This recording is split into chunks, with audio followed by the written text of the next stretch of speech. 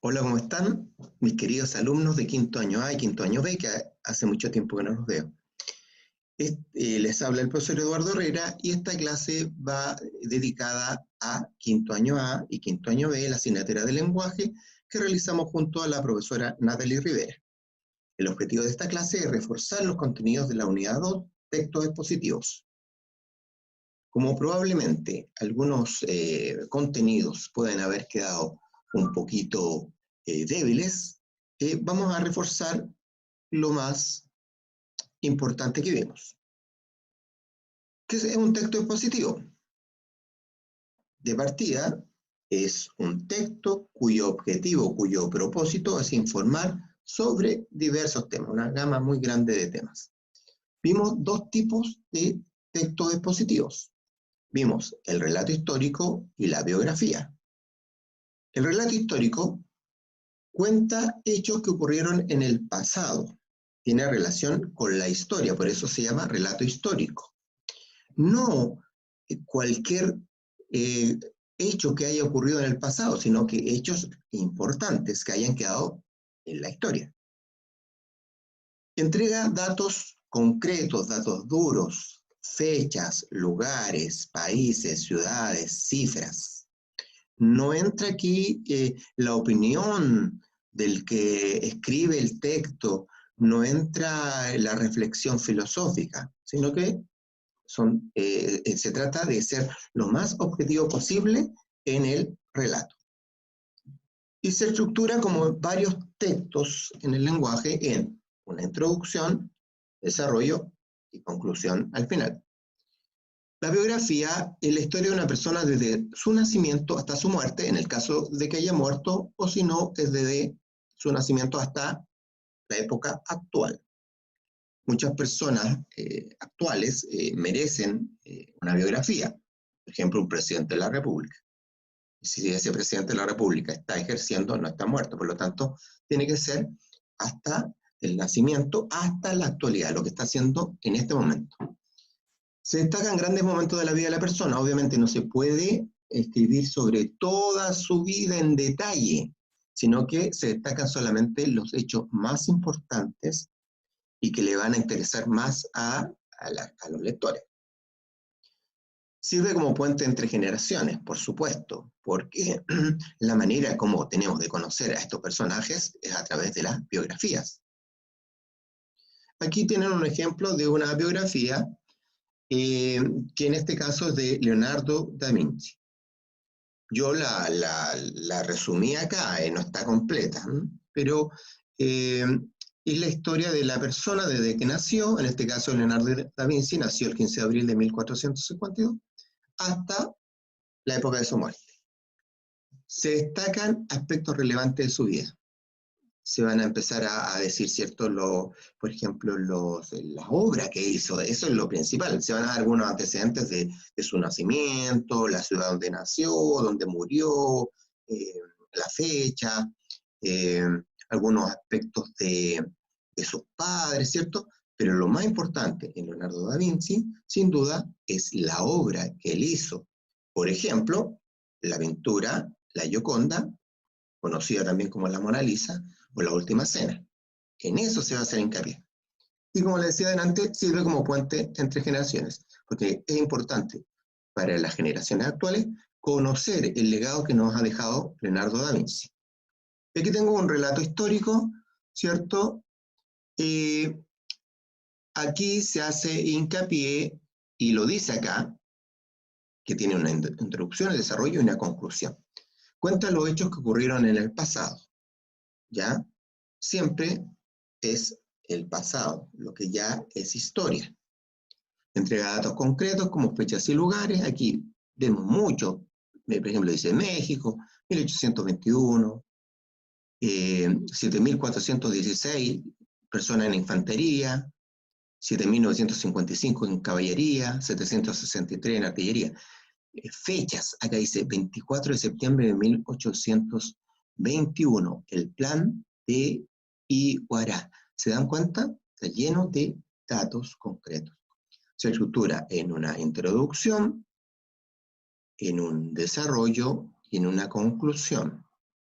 Hay relatos históricos que escriben historiadores, ya mirando objetivamente la historia, pero también hay relatos históricos de personas que participaron en los hechos. Por lo tanto, esas son fuentes primarias y son quizás las más fidedignas, las más que nos van a servir para reconstruir la historia. También vimos gramática, vimos la oración que se divide en un sujeto y un predicado. El sujeto es siempre un sustantivo o podría ser el pronombre que reemplaza al sustantivo, ya sea persona, animal o cosa, que se habla en la oración. Y el predicado es lo que se dice de ese sujeto. Voy a ponerle acá, pasando esta imagen que de más rato vamos a ver, esta oración. Fíjense, mis compañeros y yo iremos de excursión al Cajón del Maipo. ¿De quién se está hablando? ¿Cuál es el sujeto de la oración? Mis compañeros y yo. De ellos se está hablando. Por lo tanto, ese es el sujeto de la oración. Ahora, ¿qué se dice del sujeto? ¿Qué se dice de mis compañeros y yo? Se dice, iremos de excursión al Cajón del Maipo. Por lo tanto, ese es el predicado. Sujeto y predicado pueden cambiarse de orden y perfectamente la oración podría decirse, iremos de excursión al Cajón del Maipo, mis compañeros y yo. Eso nos sirve mucho saber el sujeto y predicado para poder redactar mejor y ordenar oraciones de la manera que nosotros estimamos que va a ser mejor entendida por el lector o el auditor, el que escucha. En este caso, y en la mayoría de los casos, generalmente nosotros decimos el sujeto en primer lugar. El núcleo del sujeto siempre es un sustantivo o un pronombre. En este caso, el sustantivo compañeros, fíjate, los compañeros del sujeto, es un sustantivo, y el pronombre yo. Ese es el núcleo del sujeto. Y el núcleo del predicado siempre es un verbo. En este caso, iremos. Ahora, cuando el sujeto está escrito en la oración, como en este caso, mis compañeros y yo, se habla de sujeto expreso. Está expresamente escrito. Pero hay otras ocasiones en que el sujeto se omite, no está. Y ahí tenemos el sujeto tácito. Fíjense, iremos de excursión al Cajón del Maipo. No se dice cuál es el sujeto, pero por la desinencia verbal se puede decir que ¿quiénes son los que iremos? Nosotros. Por lo tanto, el sujeto tácito es nosotros. Porque yo no podría decir yo iremos, tú iremos, ellos iremos. No, por la desinencia del verbo es nosotros. Entonces, ahí se habla de sujeto tácito. En muchas ocasiones hacemos uso de este sujeto cuando ya hemos nombrado al sujeto en una oración anterior. Entonces, en la segunda oración ya no es necesario volver a nombrarlo y usamos un sujeto, una oración sin el sujeto nuevamente expresado. También estudiamos el uso de la Z, de la C y de la S. En el caso de los sustantivos abstractos, no concretos, abstractos, que nombran cualidades, ¿ya? Como los adjetivos, que terminen en es y en esa, tienen que llevar la Z. Rapidez, vejez, estupidez, sencillez, timidez. La letra C, hay una terminación ción y hay una terminación ción, pero con S. ¿En qué caso voy a utilizar ción con C? Cuando sean sustantivos que deriven de un verbo terminado en ar. Por ejemplo, los sustantivos acusación y canción llevan C porque derivan de verbos terminados en ar. En este caso, acusar y cantar. En otro caso, tiene que ser el sustantivo pertenecer a la misma familia léxica y algunos adjetivos terminados en to. Por ejemplo, resuelto y opuesto son adjetivos calificativos. Y estos sustantivos forman parte de la misma familia. Resolución, resuelto. Oposición, opuesto. Esos sustantivos, al derivar de adjetivos terminados en -to, tienen que llevar C. Y esta es la más fácil, la doble C. Acción, elección, succión, inflexión llevan doble C y obviamente tienen que utilizar C. Veamos la terminación -ción. ¿Qué sustantivos llevan la terminación -ción? Primero, tienen que derivar de un verbo que termine en -sar. Por ejemplo, acá hay dos verbos, dispersar y profesar, y dispersión y profesión derivan de esos verbos. Por lo tanto, terminan en -ción con S, dispersión y profesión.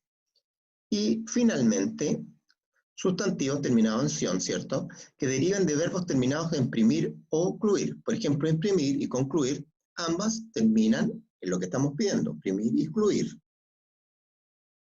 Por lo tanto, impresión y conclusión que derivan de estas dos palabras se tienen que escribir con S en la terminación -ción. Puede resultar un poquito complicado, pero si tú vas a la práctica, si tú vuelves a desarrollar la guía que vimos en esa clase, o si te enfrentas a palabras que tienen estas características, anda a la regla ortográfica y comprueba esta. Por lo tanto, insisto, la única manera de aprender a utilizar bien estas letras es practicando mucho, no memorizando la regla ortográfica, sino que practicando mucho. Y eso te va a llevar a escribir bien.